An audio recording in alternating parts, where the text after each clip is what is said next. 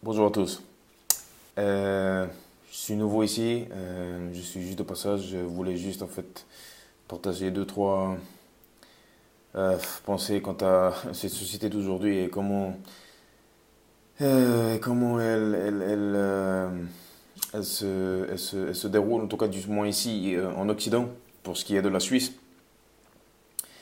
Aujourd'hui, du haut de mes 32 ans, pour l'homme que je suis, d'origine éthiopienne adoptée, je remarque et j'observe beaucoup de choses autour de moi, spécialement ici en Suisse, car c'est quand même le pays dans lequel j'ai grandi, le pays auquel je dois tout.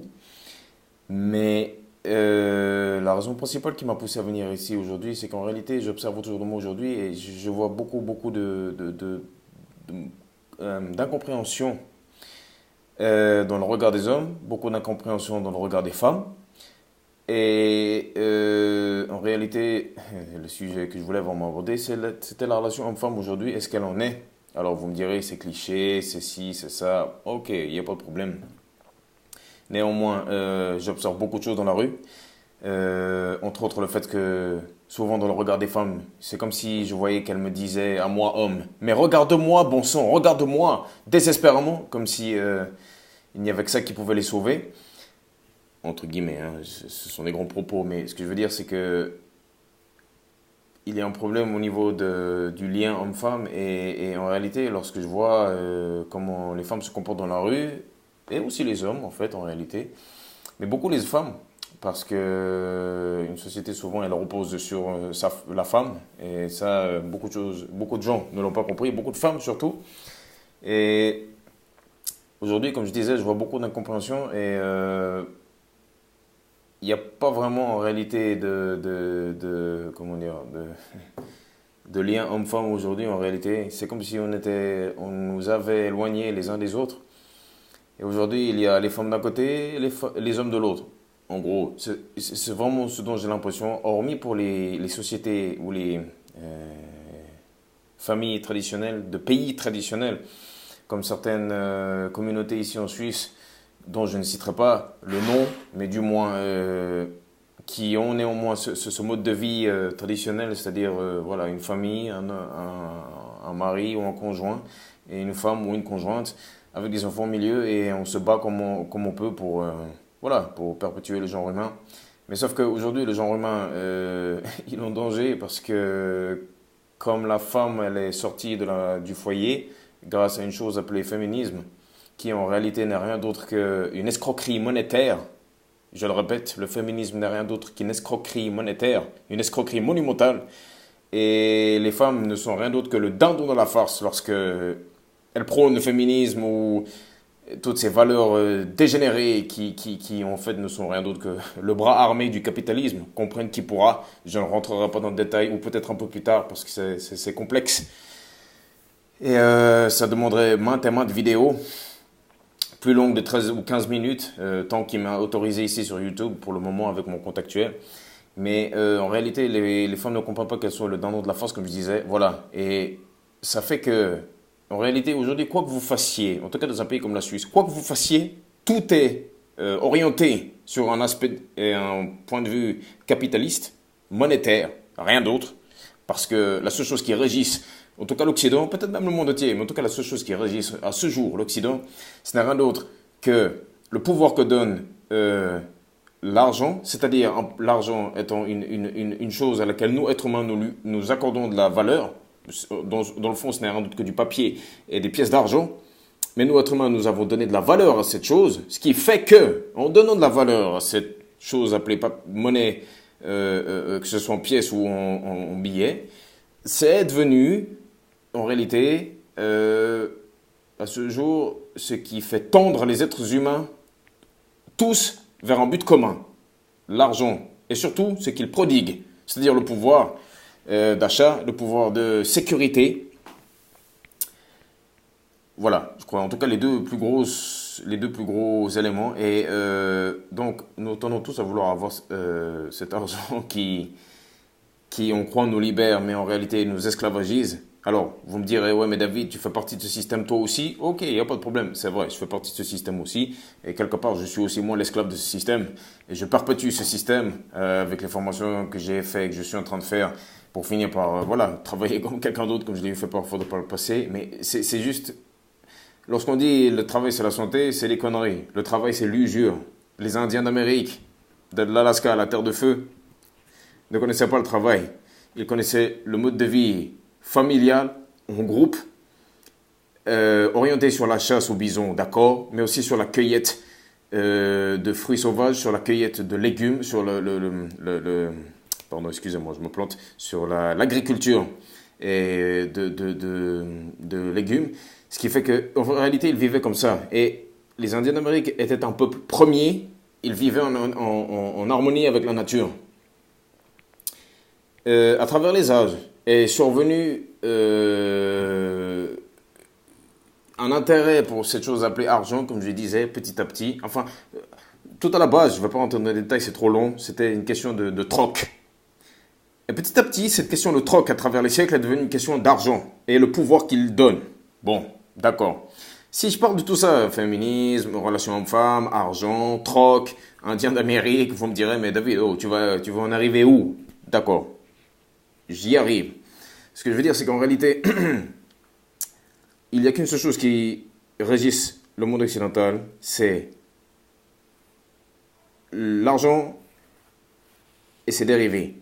L'argent et tout ce qu'il procure, comme je disais, et en réalité, il y a beau avoir multiculturalisme, et patati et patata, tout ce qu'on veut, tout le monde, où qu'il soit en Occident, est soumis à ce mode de vie.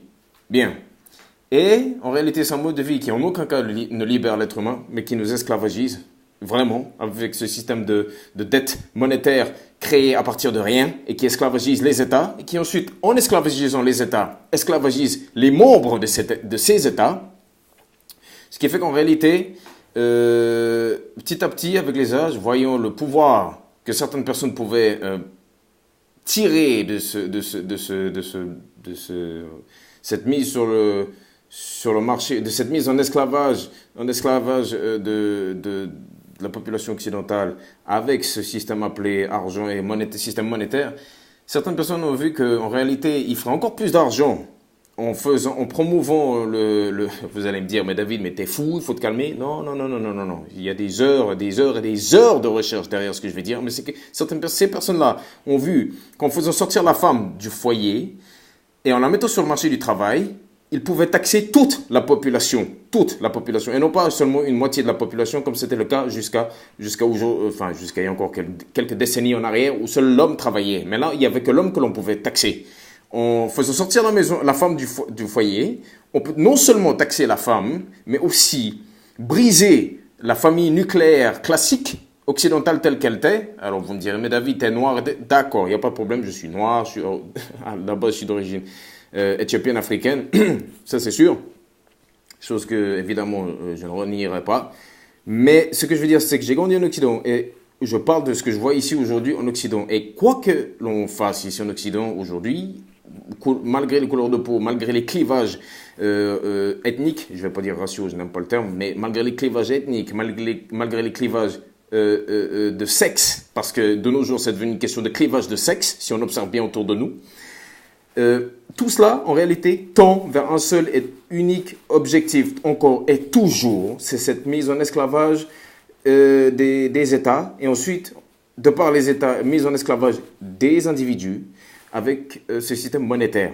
Et en réalité, je vois des fois, comme je disais avant, le trouble dans les yeux des hommes, le trouble dans les yeux des femmes, mais je crois encore plus des femmes aujourd'hui, parce que je crois que les femmes n'ont jamais été aussi paumées qu'aujourd'hui. Nous hommes aussi, mais dans une moindre mesure, on s'accroche encore à des vestiges de comportement, on va dire, un brin viril, mais encore viril, je dis entre guillemets, mais un brin viril, je veux dire, dans le sens où on se dit encore, pour les hommes de ma génération, c'est encore à moi de faire des avances à une femme, par exemple. Ce n'est qu'un exemple, mais c'est pour dire, on s'accroche à des valeurs qui nous ont tenus durant notre enfance et adolescence, mais qui petit à petit, on se dit, mais merde, qu'est-ce qui se passe? On voit que ces efforts-là, par exemple, des fois ne sont pas récompensés. Et on voit du côté de la femme qu'elles ont changé. Enfin, pas qu'elles ont changé, mais on voit du côté de la femme qu'en réalité, elles ont été forcées à changer. Parce qu'en réalité, je ne crois pas que le féminisme soit l'ami de la femme. Je crois que le féminisme est le pire ennemi de la femme. Et le féminisme ne libère pas la femme. Il dit à la femme ce qu'elle doit faire. ce qui est différent.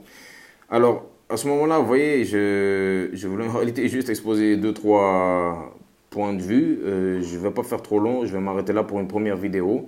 C'était déballé pêle-mêle, à sec et à chaud. Il n'y avait pas vraiment de feuille de route ou de squelette quant à ce que je m'apprêtais à dire. Donc, pour ceux qui auraient des fois un peu de peine à suivre le fil de ce que je voulais dire, vous m'excuserez d'avance, d'accord? Je m'excuse.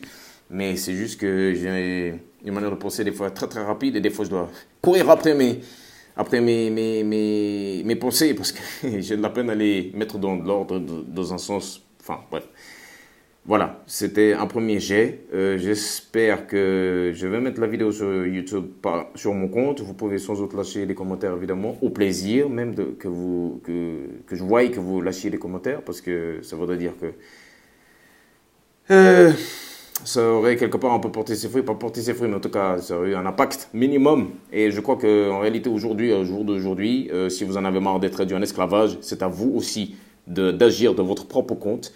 Et pour cela, il y a un formidable outil appelé Internet qui permet de nous connecter les uns aux autres et de partager des idées, même si ça sont cliché aussi de dire ça, mais c'est vrai. Internet peut-être, on peut y voir des choses affreuses et horribles, mais ça peut être aussi un moyen très, très propice et très voilà, important pour nous d'échanger, de converser. Et je pense que c'est nécessaire de nos jours parce qu'au vu du cadavre qu'est devenu le monde, en tout cas le monde occidental, c'est devenu un cadavre et gangréné, infesté par les vers, rongé de l'intérieur. Je pense que dans ces conditions-là, c'est peut-être important de pouvoir converser un peu ensemble, histoire de débarrasser cette pourriture pourriture qu'elle soit féministe, financière et autres, ou autre idéologie qui brise ce mode de vie dans lequel nous avons grandi. Et qui, voilà. Donc, je m'arrêterai là. Et pour ceux qui viendront regarder ma vidéo, pour une première vidéo, je vous remercie d'avance. Merci, au revoir.